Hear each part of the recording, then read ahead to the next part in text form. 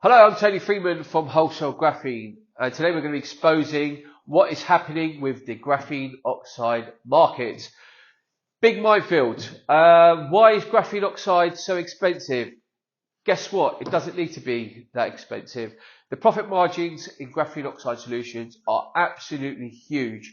And what we want to do is basically blow the lid off. We want to say, listen, enough's enough. We want to make it commercially viable. It's a product that most people should be using in paints, resins, for various applications such as weatherproofing, increase the strength of composites and materials, for UV protection, for heat resistance. The list goes on. So what we really want to do is explain what is going on.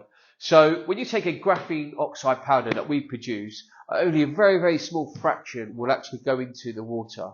Okay, and a lot of companies out there are basically using maybe 5 or 10 pounds worth of that material, and they're selling it for maybe $100 a litre.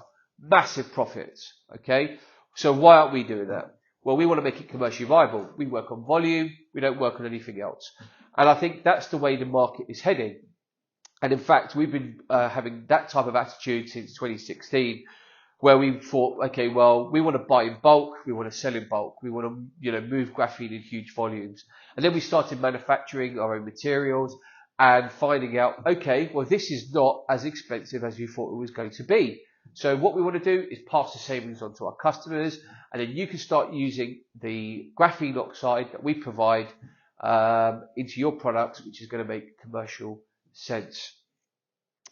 Now, looking at graphite oxide, this is a big problem where this material is now entering into the market under the graphene oxide umbrella. It's a big problem. A lot of companies out there are not forthright. They're not being honest, and they're saying, "Oh, we've got graphene oxide and it's cheap. Okay, great. Let's test it. Let's see what happens." When we test it, it's full of impurities. We find that the oxidizing agents they've used, it's in most circumstances actually not even removed. It hadn't or even been attempted to be removed because of the volume of the oxidizing agent. So we know that from experience. It hasn't been washed or filtered, and what you're left with is typically between 10 to 100 layers of graphite oxide. Whereas, if you're looking at a product such as we provide, and over 95% of our graphene in a solution will be single layer graphene, and that's the quality standard that you should be looking at as a minimum. And we actually offer 99.9% purity for our graphene oxide solutions, but obviously that comes at more of a premium because it takes a lot more time and effort to achieve that, and obviously package it up and ship that internationally. But the graphite oxide market is again something you really should be watching out for. So look at the data sheets, look at typically how many layers, and look for the impurities that are registered. Some companies out there are not even claiming that they've removed the impurities, and you've tried the materials and it just simply haven't worked. A lot of companies have actually approached us in the past to say, listen, we've tried graphene oxide. Would like to look at reduced graphene oxide. Can you help us with this project? Or how about if we dope the graphene oxide with different materials, different chemicals, will we get a different outcome? And my first go-to question is, where did you try? Where was the source of the graphene oxide? And there's a few companies we've got that just keep coming up again and again that are pretending to sell graphene oxide either in a solution or a powder form, and it's just not fit for purpose. Okay, so what we have in front of us is our graphite oxide solution and our graphene solution here.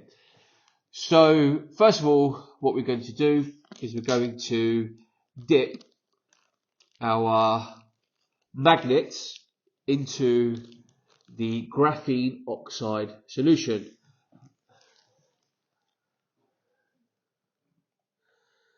Going to give it a bit of a stir.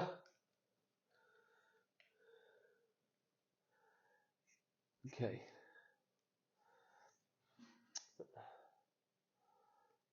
Okay. So if I put that close to the camera, you can see there's no metals, impurities at all on the magnets. So if I just use a tissue to clean this very quickly.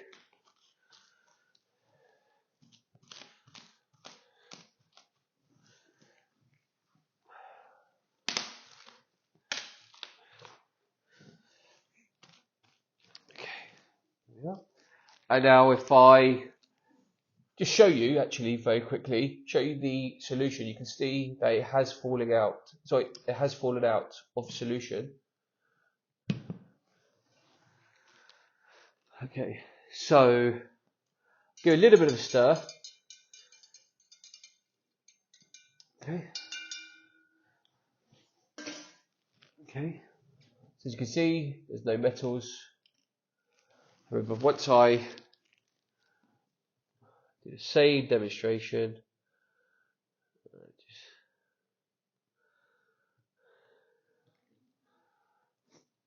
okay, you can see the colour is completely different. What you can actually see present is the metals on the magnet, and they're the impurities that are left over from the natural graphite which haven't been removed. And I think that's quite revealing.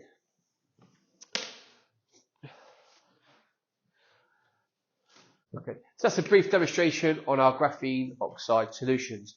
We dropped a magnet into the graphene oxide solution.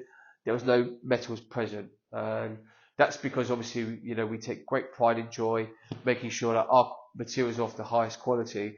I can actually reveal we have a triple filter system, so we remove all the heavy metals, we remove all the impurities, the salts.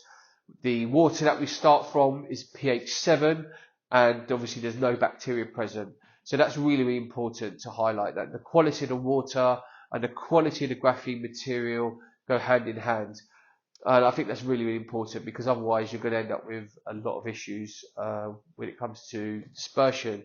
Looking at the graphite oxide, you can see that there's lots of heavy metals present. We've obviously done a quick demonstration where we pulled that out of the water. You can see that that was present on the magnets, and I'm not surprised. So hopefully you'll consider us when you're looking at your next graphene oxide purchase. There's kits available on the website, and you know, I would always encourage anyone who's got questions to reach out and talk to us. We've had a lot of questions about our probes that we're displaying in our videos, and the reason why we're doing that is because basically, you know, we want to showcase and show what we're using. So this sonicator here goes into one of our tanks, and we gently sonicate to separate the layers over a very long period of time. And the reason why we do that is because we don't want to damage the graphene.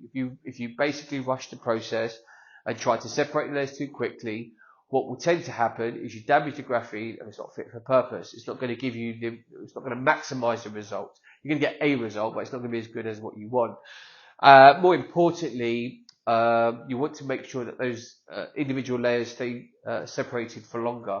So the more care and attention that is provided onto the quality of the materials, the longer they're going to last on the shelf, and more importantly, they're going to be more consistent. So that's obviously what we strive for here at Wholesale Graphene. So first of all, thank you very much for your time. Sample kits are available on the website. At the moment, I think there's a promotion, so take advantage. And if you have any questions for your next project, if you want any advice, feel free to reach out to us. For now, thank you very much, and remember to just add graphene. Bye for now.